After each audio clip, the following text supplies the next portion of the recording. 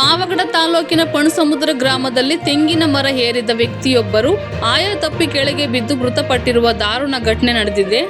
ಮೃತ ವ್ಯಕ್ತಿ ಇಮ್ರಾನ್ ಎಂದು ಗುರುತಿಸಲಾಗಿದ್ದು, ದೈನಂದಿನ ಕೃಷಿ ಚಟುವಟಿಕೆಯ ಭಾಗವಾಗಿ ಅಥವಾ ತೆಂಗಿನಕಾಯಿ ಕೀಳಲು ಮರ ಏರಿದಾಗ ಈ ಘಟನೆ ಸಂಭವಿಸಿದೆ ಎನ್ನಲಾಗಿದೆ. ಮರದ ಮೇಲಿಂದ ಆಯ ತಪ್ಪಿ ಬಿದ್ದ ರಭಸಕ್ಕೆ ತಲೆ ಹಾಗೂ ಬೆನ್ನಿನ ಭಾಗಕ್ಕೆ ತೀವ್ರವಾದ ಪೆಟ್ಟು ಬಿದ್ದಿದೆ.